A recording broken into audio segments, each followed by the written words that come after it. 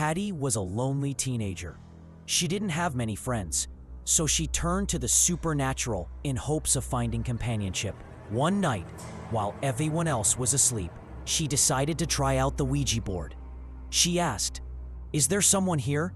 My name is Patty Ann Donovan. Is there a spirit listening to me?" The planchette moved to yes. That moment marked the beginning of a disturbing relationship between her and what she believed was a male spirit communicating with her. Over time, the messages grew more intimate. The entity flattered her, told her she was beautiful, and said no other girl could compare to her. In return, Patty opened up completely, sharing all her secrets and thoughts with this mysterious presence. She even asked it to reveal her future. The entity told her she would have 3 children before 1978, and even gave the exact birth date of her first child. Obsessed and emotionally attached, Patty begged the spirit on March 2nd, 1974, to manifest itself so she could finally see it, the being she considered her boyfriend. Meanwhile, the rest of the family had no idea what was happening with Patty, but they were about to be drawn into the nightmare themselves. Ted tried to start his car one morning, but nothing happened. Under the hood, he found mechanical parts deliberately sabotaged, wires torn out, hoses disconnected, and the fan belt cut. When he tried borrowing his daughter's car, he discovered the same thing. It wouldn't start either. A mechanic later confirmed that parts had been intentionally removed. That wasn't all. The house began experiencing bizarre phenomena. The back doorbell was ripped off, garden bushes were uprooted, and a 6-foot cast iron pipe on the roof was bent at a 90-degree angle. A few days later, one of Patty's tires was slashed, seemingly with a knife. She changed it, only for the new tire to be slashed as well. Disturbed and desperate for answers, Ted called the police, but they found nothing conclusive. Meanwhile, Patty was deeply worried too, not because of the strange events, but because she couldn't reach the spirit anymore. During her Ouija sessions, the planchette refused to move toward yes. What she didn't know was that the spirit, or whatever it was closer than ever. The family started suspecting their youngest son, Brian, might be behind the vandalism. But during one interrogation, a loud explosion echoed from inside the house. They rushed to the hallway leading to Brian's room and found a 45-centimeter hole in the floor, with no one inside the house at the time. The terrifying manifestations escalated. They heard scratching sounds inside the walls every night. No logical explanation could be found. Soon, 3 of Patty's tires were found slashed again, with cuts that couldn't be explained. Desperate, the family decided to park the car inside the garage and lock it. But the next morning, the tires were slashed again from the inside of the locked garage. The noises became louder, no longer just small scratches, but violent impacts, as if someone were smashing their head against the walls or tearing them apart. Furniture started moving on its own. Radiator valves were unscrewed repeatedly, even though no one was home. Lights flickered. Objects flew across rooms. A heavy dresser weighing over 100 kilograms rocked violently in front of their eyes. Doors slammed shut without anyone touching them. Even outside the house, the terror followed them. While staying in a hotel, lights flickered again. Mysterious knocking sounds returned. Their hotel room was found completely destroyed the next morning, despite being locked. When they returned home, they found the entire house ransacked. Liquids were spilled everywhere.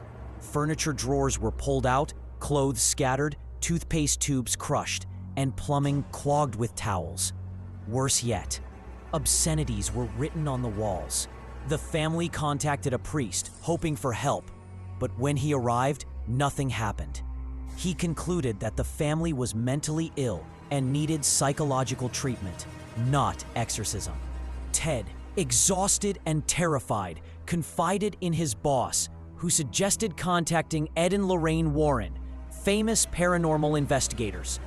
Ted remembered seeing them on TV, advising people to place blessed objects in their homes for protection. Inspired, he retrieved a statue of St. Anne from the basement and placed it upstairs. As soon as he went back downstairs, chaos erupted. Objects flew through the air. Cleaning products poured onto the floor by themselves. Terrified, Ted ran upstairs, only to find the statue had vanished. Later, he found it near the bathroom. He exploded in anger, blaming Brian for everything, convinced it was all a prank. Brian broke down, swearing he had nothing to do with it. The family was on the verge of collapse. Accusations flew. They decided to stay in a hotel for one night, just to sleep peacefully. But the haunting followed them. Lights flickered. Knocking sounds continued. The next morning, they found their hotel room trashed again. Neighbors complained of loud bangs during the night. Back home, the situation worsened. Stones fell from the ceiling. Religious icons were turned upside down, broken, or hidden. Furniture moved on its own. Even the fridge slid across the kitchen floor. Eventually, the Warrens agreed to help. But when they arrived, the house was strangely calm, except for the mess. Lorraine, being clairvoyant, sensed multiple malevolent presences. Ed began asking questions to understand the origin of the haunting. He asked Ted if anyone in the family had mental health issues, if they bought antiques or practiced a seance. Patty, ashamed, admitted using a Ouija board. Ed explained that knowing the demon's name was key to fighting it. He then contacted a priest, Father Jason, to assist in the investigation. During their session, Ed knocked twice on the wall and received 2 knocks in response. He knocked 4 times and got 4 knocks back. The sounds seemed to come from both the basement and the table in the room. Father Jason blessed the room, but the Warrens had to leave. They entrusted the priest to stay with the family until their return. During Easter, the entity became especially aggressive. When the priest asked for water or a pen, the object would fly toward him, as if mocking him. It seemed to read his mind. When the Warrens returned, they found a completely drained and traumatized priest. Manifestations intensified. A bed with 3 people on it lifted into the air. A commode was thrown directly at Ed. Brian was levitated and hurled across the room by invisible force. An exorcism was decided as the only solution. However, the release of the Exorcist movie in 1973 made the church hesitant to authorize such rituals. Ed and Lorraine compiled detailed reports, interviewed each family member, and presented the findings to the church. Eventually, permission was granted. On May 2nd, the exorcism took place. The priest, Father Warren, blessed the family and confronted Patty. At first, she angrily refused the blessing, but then softened, as if regaining control.